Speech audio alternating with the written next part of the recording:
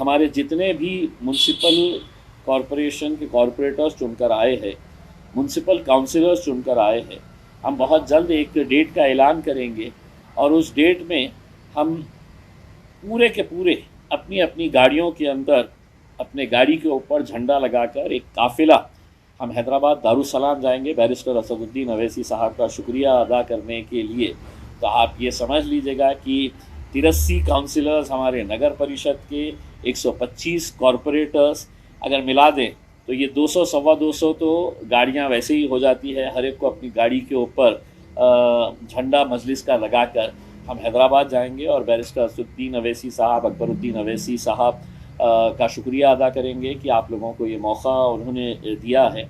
और साथ ही साथ आप लोगों को भी जो मजलिस से जुड़े हैं उन्हें तो मालूम है कि दारुसलाम क्या है, लेकिन जो नए लोग हैं उन्हें भी मौका मिलेगा कि हैदराबाद में जाकर वो दारुसलाम देखें कि वहाँ पर काम करने का तरीक़ा कैसा होता है, कैसे पूरे कॉरपोरेटर्स एक जगह के ऊपर बैठते हैं, एमएलएज एक जगह के ऊपर बैठते हैं। कुछ वैसे ही सिस्टम्स जो है वो महाराष्ट्र के अंदर हम कोशिश करेंगे कि मुख्तलिफ़ कॉरपोरेशंस के अंदर इसको लागू करें। तो एक बार फिर से आप सभी लोगों का बहुत बहुत मैं मुबारकबाद पेश करता हूँ और उम्मीद करता हूँ जिस यकीन और जिस भरोसे के साथ लोगों ने आपको चुनकर दिया है उसके ऊपर आप खरे उतरेंगे। इस दौरान बहुत सी बातें सामने आई, बहुत सारे इल्ज़ामात को हमको झेलना पड़ा, लेकिन हमने खामोशी इख्तियार करते वक्त को दे दिया था कि वक्त जवाब देगा करके। और आज जब नतीजे आए हैं तो वक्त ने अपना जवाब दे दिया है। एक पैगाम पहुंचा है कि पार्टी के अंदर शख्सियतें मायने नहीं रखती है। आज मैं महाराष्ट्र के सदर की हैसियत से इस कुर्सी के ऊपर बैठा हूं, कल मेरी जगह के ऊपर कोई और बैठ सकता है।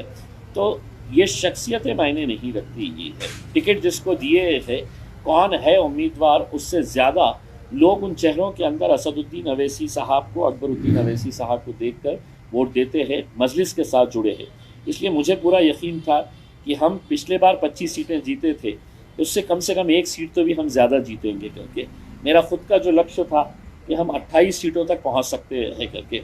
सारे लोग कहते थे कि नहीं 20 सीटें भी मिलना बड़ा मुश्किल है करके, लेकिन मैं आवाम की नफ्स को अच्छी तरीके से समझ सकता हूँ।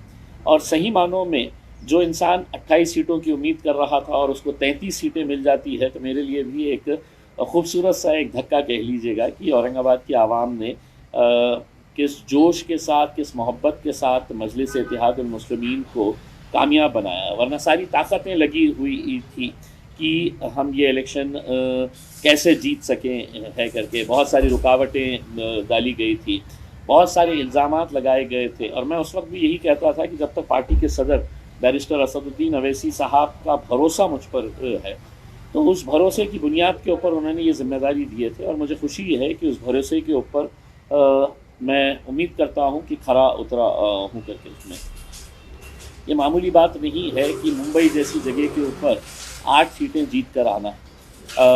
यकीनन हमने मजलिस की ताकत मुंबई के अंदर बढ़ाई है और मजबूती हम मुंबई के अंदर देंगे।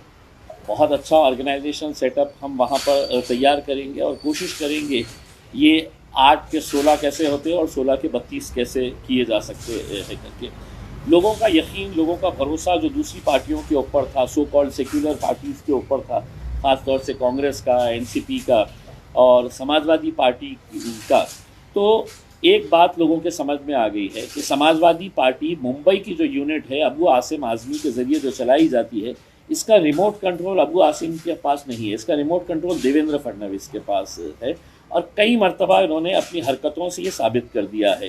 औरंगाबाद के अंदर ये एमपी का इलेक्शन लड़ाते हैं, एमएलए का इलेक्शन लड़ाते हैं, लेकिन कॉरपोरेशन के अंदर नहीं लड़ाते हैं।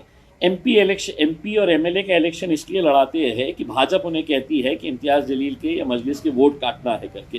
तो आप कॉरपोरेशन के अंदर क्यों नहीं लड़ते हैं? मतलब साफ है कि आपका रिमोट आपको इजाज़त नहीं देता है कि महानगर पालिका जैसे छोटे इलेक्शनों के अंदर जाओ, हमारे से पैसा लो और एमएलए एमपी का इलेक्शन लड़ो। तो ये लोगों को बात समझ में आ गई। इस वजह से आज मुंबई में भी समाजवादी पार्टी को धूल चाटनी पड़ी है। साथ ही साथ कांग्रेस और राष्ट्रवादी कांग्रेस, अपने आप को सेक्युलर जमात कहने वाले, ये लोगों को हर रोज़ जब ये देखते हैं, आम जनता जब देखती है कि ये तो मेरे वोटों के ऊपर बड़ा हुआ नेता है, आज यहाँ पर कांग्रेस के अंदर था, कल दूसरे दिन बीजेपी की गोद में जाकर बैठ गया है। आज राष्ट्रवादी कांग्रेस के अंदर था, जाके है तो एकनाथ शिंदे साहब की गोद में बैठ गया है करके। तो लोगों को अब हकीकत जैसे जैसे समझने आने लगी है तो वो मजलिस के करीब आने लगे है, और यकीनन यहाँ से मजलिस बहुत मजबूती के साथ जाएंगे। अब जितने भी उम्मीदवार चुनकर आए हैं, मैं तमाम उम्मीदवारों को बहुत बहुत मुबारकबाद पेश करता हूँ, और मैं समझता हूँ अब आपकी जिम्मेदारियाँ पार्टी से ज़्यादा बढ़ चुकी है, क्योंकि पार्टी का चेहरा देखकर आप सबको है तो चुना गया है। आप उन उम्मीदों के ऊपर खरा उतरिए।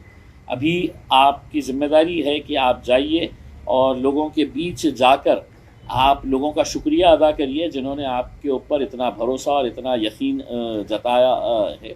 साथ ही साथ बहुत जल्द हम इंशाअल्लाह एक जश्न का प्रोग्राम मनाएंगे, अच्छा जश्न करेंगे। एक बात जो असदुद्दीन अवैसी साहब ने आज अपनी प्रेस कॉन्फ्रेंस के अंदर ज़रिए भी कहा है कि अब आने वाले वक्त के अंदर किसी शहर के अंदर अगर किसी का मेयर का इलेक्शन होना है या डिप्टी मेयर का इलेक्शन होना है तो हमारी पार्टी का क्या स्टैंड होगा। वो स्टैंड जो भी रहेगा आप अपना प्रस्ताव बनाकर भेजिएगा, मुझे भेजिएगा या पार्टी के सदर बैरिस्टर असदुद्दीन अवैसी साहब को भेजिएगा, आपके साथ चर्चा करेंगे और उस लेवल के ऊपर फिर ये डिसीजन लिया जाएगा। लेकिन किसी भी यूनिट ने अपने तौर के ऊपर ये फैसला करने का अधिकार अवैसी साहब ने किसी को नहीं दिया है। पार्टी जो भी फैसला करेगी, चाहे वो मेयर डिप्टी मेयर का इलेक्शन हो, स्टैंडिंग कमेटी के चेयरमैन का इलेक्शन हो या नहीं, तो फिर कोऑप्ट मेंबर बनाने का भी जो फैसला रहेगा उसमें आपको पार्टी से राय मशवरा करके ही और पार्टी की रजामंदी मिलने के बाद ही आपको ये फैसला करना पड़ेगा। एक बात मैं आपको बता देता हूँ, चुनकर आने के बाद कुछ लोगों के रवैये बदल जाते हैं। जैसा नगर परिषद के इलेक्शन के अंदर आकोट का मैं एग्जांपल देता हूँ, वहाँ पे हमारे 5 नगर सेवक चुन के आए, काउंसिलर्स चुन के आए। चुन के आने के बाद ही उनके तेवर बदल गए और किसी वजह से वो पार्टी के जो फैसले थे उन फैसलों के ऊपर चलने के लिए तैयार नहीं थे। हालांकि उनको शो कॉज नोटिस दी गई थी, असदुद्दीन अवैसी साहब ने ज़ाती तौर के ऊपर उनसे बात किया था, इसके बावजूद भी उन्होंने तय किया था कि हम किसी ऐसे गठबंधन के साथ जाएंगे जिसके अंदर भारतीय जनता पार्टी भी है। अब हम आपको साफ करना चाहते हैं कि किसी भी कीमत के ऊपर किसी भी तरह का कोई समझौता भारतीय जनता पार्टी के साथ नहीं हो सकता है। किसी भी तरह से एकनाथ शिंदे साहब की शिवसेना के साथ नहीं हो सकता है। इसीलिए आने वाले वक्त के अंदर आपका जो भी फैसला, जो भी सुझाव रहेगा, वो आप पार्टी के आला कमान के पास भेजिएगा, हम चर्चा करेंगे, आपको भी बुलाएंगे और उसके बाद इंशाल्लाह जो भी पार्टी फैसला करती है उसके ऊपर। जब आकोट के अंदर लोगों ने है तो पार्टी के फैसले को नहीं माना, हमने अभी 4 दिन पहले ही 5 के 5 काउंसिलर्स को पार्टी से निकाल कर बर्खास्त कर दिया, पार्टी से उनको सस्पेंड कर दिया है। ठीक है, एक 5 साल के लिए तो वो वहाँ पे रहेंगे, वहाँ पर खुश रहेंगे, लेकिन उनको एक बात समझना चाहिए कि बिहार के अंदर भी जब हमारे इलेक्टेड एमएलएस मजलिस की निशानी के ऊपर, पतंग की निशानी के ऊपर चुनकर आए, चुनकर आने के बाद जब वो आरजेडी चले गए तो वो 5 साल तो उनके साथ मस्त रहे, लेकिन 5 साल के बाद जब इलेक्शन आया तो हर एक को वहाँ की जनता ने धूल चटा दी। तो इसीलिए ऐसा कोई फैसला ना करे कि जिसकी वजह से पार्टी को बदनामी का सामना करना पड़े, पार्टी को नुकसान हो। और यकीनन एक बात मैं ये कहना चाहूँगा